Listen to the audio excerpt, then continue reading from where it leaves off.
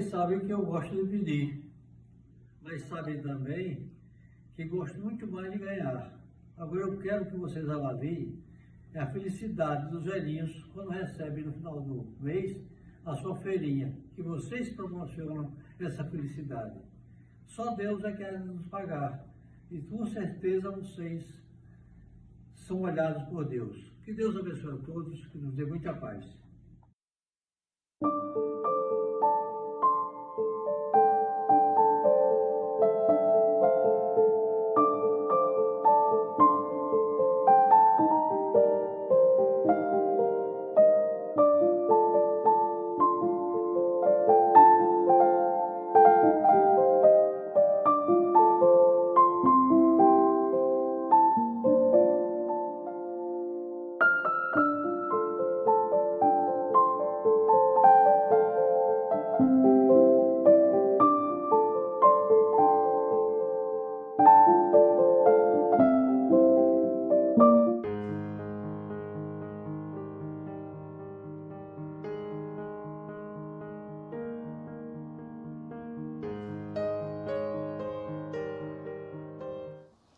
Olá, amigos, boa tarde a todos. É uma alegria estarmos aqui. Sejam todos muito bem-vindos ao nosso culto do Evangelho no Lar. É uma oportunidade que nós temos de diariamente às 17 horas estarmos aqui buscando acender as luzes do Evangelho nos nossos lares, nos nossos corações. Nessa tarde, nós vamos refletir acerca da oração dominical Pai Nosso. Então, vamos fazer a leitura que está lá no Evangelho segundo o Espiritismo, coletânea de preces, oração dominical. Prece: Pai Nosso que estais nos céus, santificado seja o teu santo nome. Cremos em ti, Senhor, porque tudo revela o teu poder e a tua bondade. A harmonia do universo dá testemunho de uma sabedoria, de uma prudência e de uma previdência que ultrapassam todas as faculdades humanas.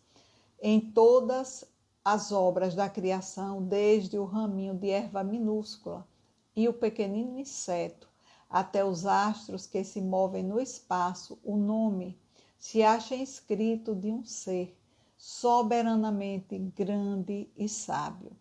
Por toda parte se nos depara a prova de paternal solicitude. Cego, portanto, é aquele que não te reconhece nas tuas obras. Orgulhoso é aquele que não te glorifica. Ingrato é aquele que não te rende graças. Então vamos agora fazer a nossa prece inicial, rogando a espiritualidade amiga que nos inspire, que nos conduza. Quem quiser pode fechar os olhos, pode colocar aí um copo com água para solicitar aos benfeitores espirituais que possam fluidificar. Mestre Jesus, nosso guia, nosso modelo, nós estamos aqui rendendo graças por termos essa oportunidade de refletir acerca das mensagens que estão no Evangelho, esse roteiro de luz que nos indica o que devemos fazer e o que não devemos fazer. Abençoa, ó Jesus, a todos nós. Abençoa também, Senhor, aqueles companheiros que ainda não te conhecem.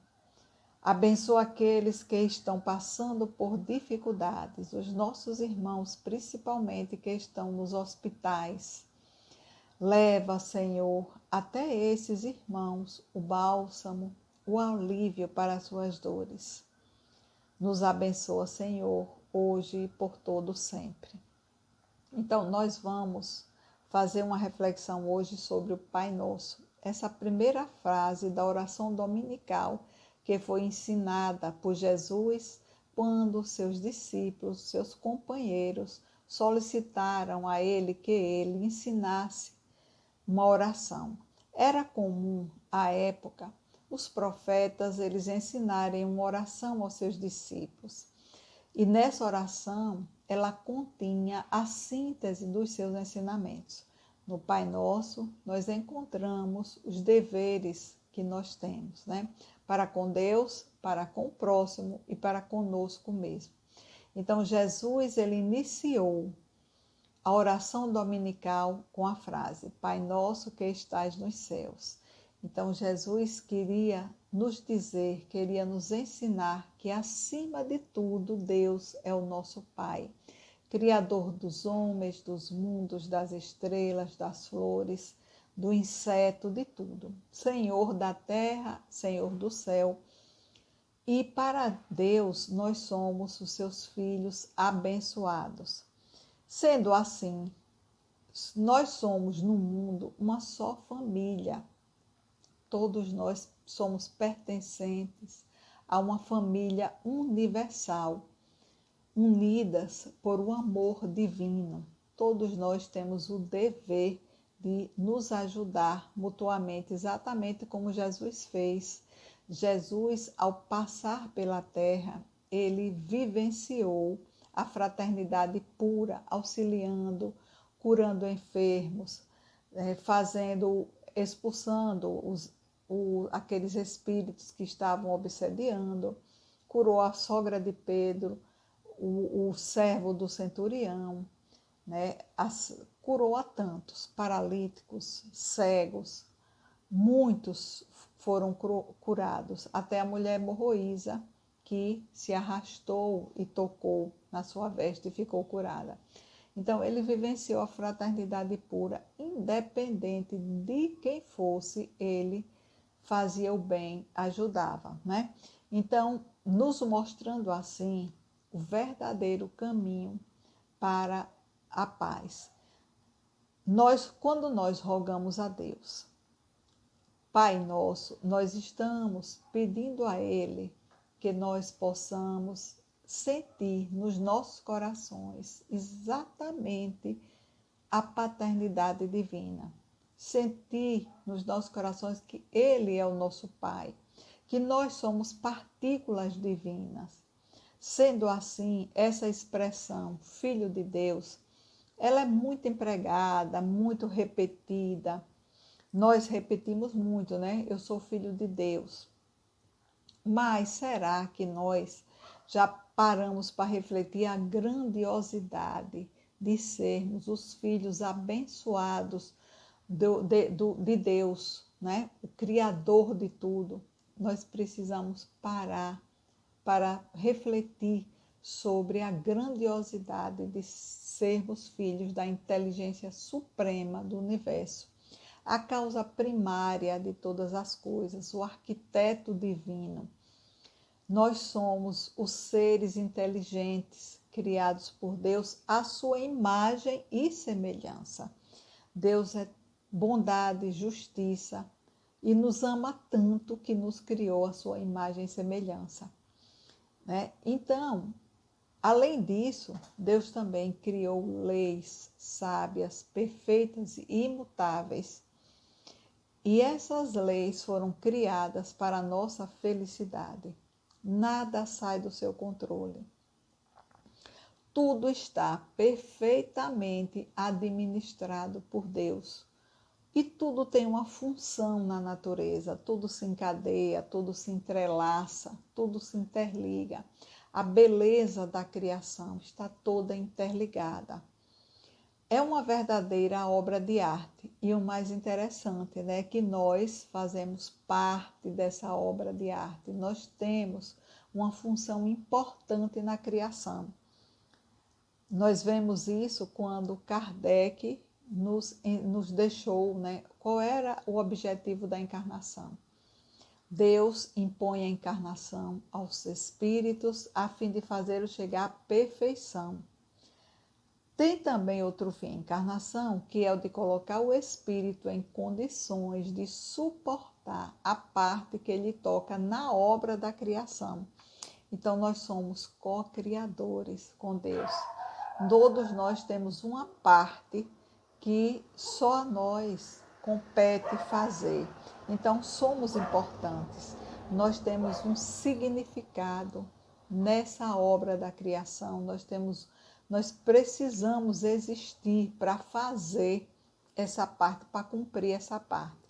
Mas o que acontece conosco é que nem todos nós temos essa percepção. Tem algumas pessoas que nem sequer acreditam em Deus, não percebem nem a grandiosidade da criação divina e ainda se colocam numa posição de separatividade com o Criador. Deus não descuida dos seus filhos, está tudo sob controle.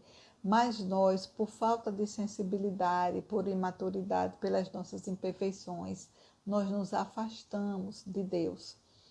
Por isso, nós estamos aqui para aprender o Evangelho, para nos fortalecermos na comunhão com Deus e assim nós podermos desenvolver sensibilidades, que com essas sensibilidades nós vamos compreendendo a natureza de Deus, né? Através dessa relação íntima com Deus, através da prece, né? Através das orações, das meditações, nós entramos em comunhão com Deus e vamos estreitando essa relação. Kardec perguntou aos espíritos se o homem poderia compreender a natureza íntima de Deus, e os espíritos lhe responderam que não, porque falta-lhes para isso um sentido. E Kardec perguntou também se um dia será dado ao homem conhecer o mistério da divindade. E os espíritos responderam que quando não mais tiver o espírito obscurecido pela matéria e pela sua perfeição, se houver aproximado de Deus, ele o verá e o compreenderá. Jesus, ele via e compreendia a vontade de Deus. Foi isso que ele disse quando ele encontrou com Hanã. Lá em Jerusalém, ele disse a Hanã que ele sabia a vontade de Deus. E em outra oportunidade, quando ele teve aquele encontro com a mulher samaritana, ele também disse que ele se alimentava de fazer a vontade de Deus. Então, ele também, em outra oportunidade, ele disse, eu e o Pai somos um, porque ele compreendia a vontade do Pai, né? Então, o que é que faz com que a gente se sinta distante de Deus? Porque Deus é onipresente, onisciente.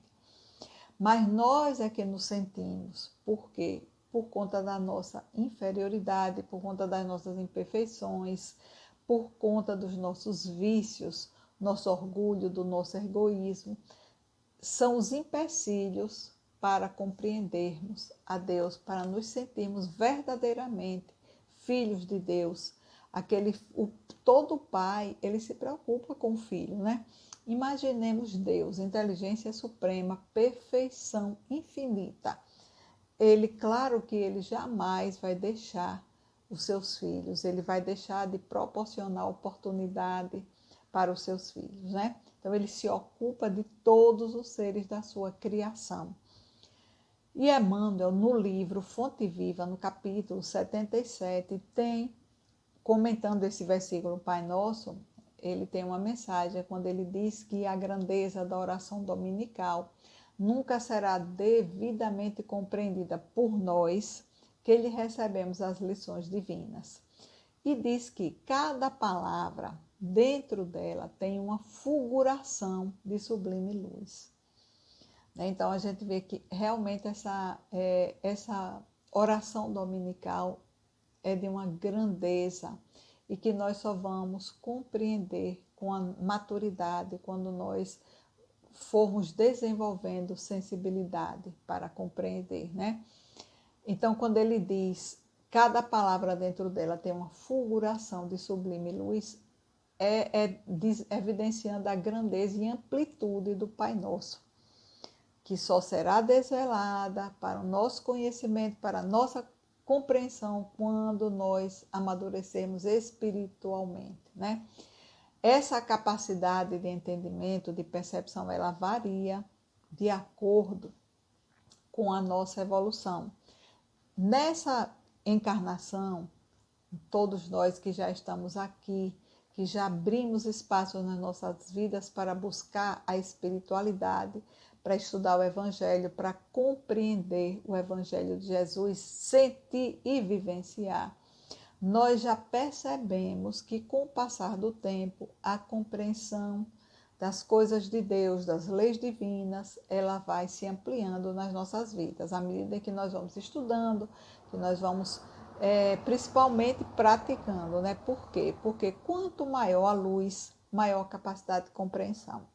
Jesus disse que quem anda comigo não anda nas trevas. Quanto mais nós nos aproximamos do Cristo, mais luz nós temos. Com isso, nós vamos ampliando a compreensão, a nossa compreensão, né? Então, é interessante que no Pai Nosso, nós também repetimos que seja feita a vontade de Deus, né? E muitas vezes, na nossa pequenez, nós não compreendemos a vontade de Deus.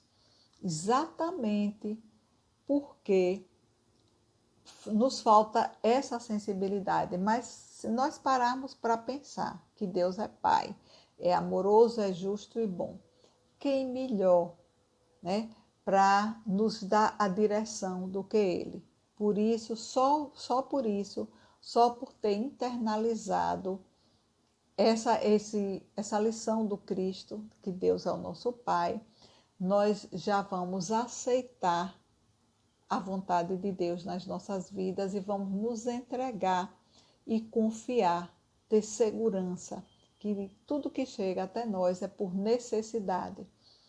Isso é reconhecer a humildade, é nos reconhecermos incapazes, né, de saber o que é melhor para nós, que realmente nem sempre nós temos o discernimento de saber o que é melhor para nós. E Deus, a inteligência suprema, sabe. Por isso que nós repetimos, seja feita a vossa vontade. Então, com isso, Jesus também nos apresenta um dever que nós temos, que é o dever de adorar a Deus, né? E a verdadeira adoração é a adoração do coração. Não precisamos mais de altares, não precisamos de imagens, porque nós temos o altar dentro de cada um de nós. O altar está no nosso coração. Jesus, quando ele encontrou com a samaritana, que a samaritana perguntou onde deveria adorar, se era lá na Samaria ou no templo em Jerusalém, Jesus disse que chegaria o tempo em que nós iríamos adorar a Deus em espírito e verdade, no altar do nosso íntimo, através da prece sincera, abrindo o templo dos nossos corações, nós vamos entrar em comunhão com Deus para compreender a sua vontade nas nossas vidas. Nós também repetimos muito, né, a necessidade dessa adoração antes de começar o dia, principalmente para nos prepararmos para o dia, é importante, muito importante, mas não só antes de começar, não só iniciar o dia com Deus, mas continuar todo o dia com Deus. É por isso que Humberto de Campos, no livro Boa Nova, ele diz que vai chegar o tempo em que a oração será como a respiração automática, porque quando nós chegarmos à perfeição, né? Então nós vamos estar em comunhão perene com Deus, como Jesus. Jesus vivia em comunhão com Deus, que era um espírito puro. Então nós temos que buscar não só iniciar o nosso dia com Ele, mas que possamos continuar através das nossas ações, dos nossos sentimentos, dos nossos pensamentos. E para isso é que nós devemos exercitar a vigilância, né? Vigiar e orar para não cair em tentação. Nós carecemos, precisamos da oração para nos fortalecer. A oração, ela é o alimento espiritual. E no Evangelho de João ele diz que o pão de Deus é aquele que desce do céu e dá vida ao mundo. Quando nós nos distanciamos de Deus, quando nós nos desvinculamos da espiritualidade superior, nós nos sentimos sem vitalidade, né? Então, a comunhão com Deus, ela nos fortalece, ela nos dá coragem, nos dá perseverança para enfrentar as tempestades que por vezes chegam, porque na encarnação nós temos momentos de amenidade, de calmaria, mas também nós temos momentos de dificuldades, momentos de aflições, todos nós temos. E as aflições, elas chegam para nós, chegam para os nossos amigos, sempre chegam aflições, porque Jesus disse, no mundo tereis tribulações, mas foi que ele disse, vinde a mim todos vós que estáis cansados e fatigados, e eu vos aliviarei. Nós todos somos iguais para as dores, para as tempestades que por vezes caem nas nossas vidas, mas não devemos julgar ninguém. Nós precisamos de misericórdia de Deus e precisamos também da misericórdia e da compreensão daqueles que convivem conosco. Jesus disse, primeiro tira a trave do seu olho para depois ver o cisco que está no olho do teu irmão. Exercitar o amor ao próximo, aprender a conviver respeitando as possibilidades, as qualidades e as dificuldades, porque nós todos estamos interligados, né? Todos nós estamos interligados. E para nós finalizarmos essa nossa reflexão acerca do Pai Nosso, nós trouxemos um Pai Nosso na versão espírita, apenas um trecho que diz o seguinte, Pai Nosso que estais nos céus, na terra, em todos os mundos espirituais, santificado e bendito seja sempre o vosso nome, mesmo quando a dor, a desilusão ferirem o nosso coração. Bendito sejas. Obrigada a todos que nos acompanharam. Que Deus possa abençoar todos nós, que essa luz possa permanecer nas nossas vidas, iluminando as nossas caminhadas. Abençoa a todos nós e que tenhamos muita paz.